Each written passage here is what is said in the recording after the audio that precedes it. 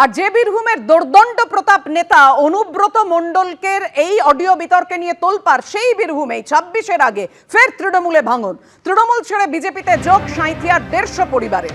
শাসক দলের বিরুদ্ধে দুর্নীতির অভিযোগ তুলে বিজেপিতে যোগদান। সাঁইথিয়া শহরের 14 নম্বর ওয়ার্ডের বাসিন্দা গিরিধারী সরকার মাঠপথ অঞ্চল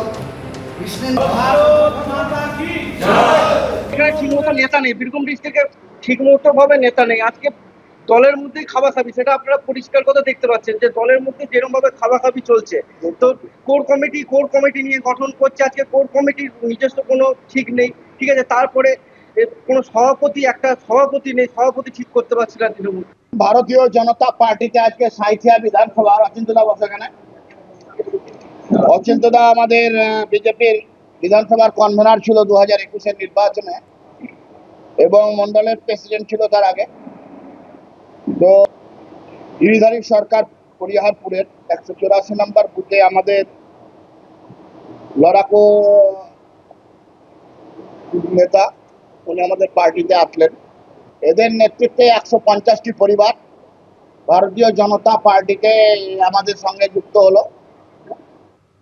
কোলাঘাটে পঞ্চায়েত ও গ্রামোন্নয়ন দপ্তরের বৈঠকে শাসক বিরোধী তরজা। কর্মশ্রী প্রকল্পে দুর্নীতির অভিযোগে সরব পূর্ব মেদিনীপুর জেলা পরিষদের বিরোধী দলনেতা। বিজেপি নেতা বামদেব গুছাইতকে পাল্টা আক্রমণ তৃণমূলের পঞ্চায়েত সদস্যদের।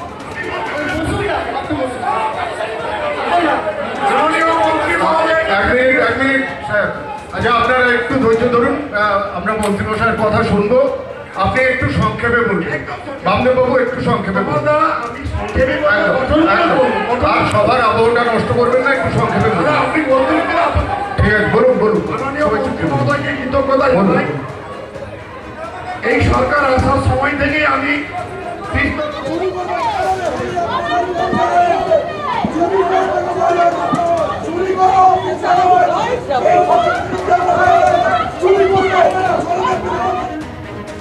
আইসিকে কদর্য আক্রমণ, দলেই প্রশ্নের মুখে অনুব্রত মণ্ডল।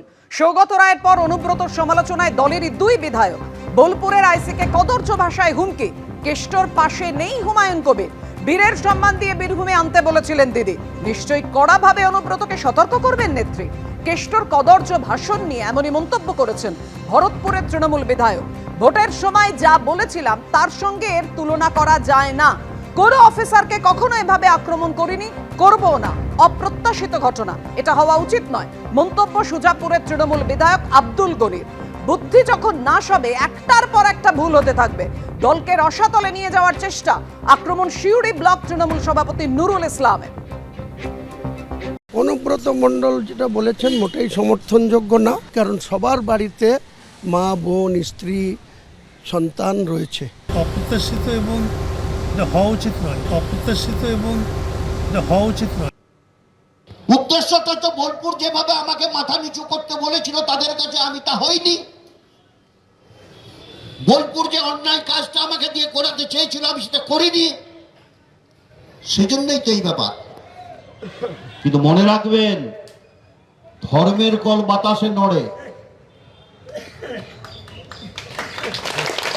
আবার বিনাশকালেও বুদ্ধি নাশ হয়। এই দুটো কথা মাথায় রাখবেন। ধর্মের কল বাতাসে নড়ে, বিনাশকালেও বুদ্ধি নাশ হয়। বুদ্ধি যখন নাশ হবে, একটার পর একটা ভুল তার মধ্যে থেকে হতে থাকবে। এটাই হতে চলেছে। সেজন্য এভাবে সংগঠন নষ্ট করা যাবে না।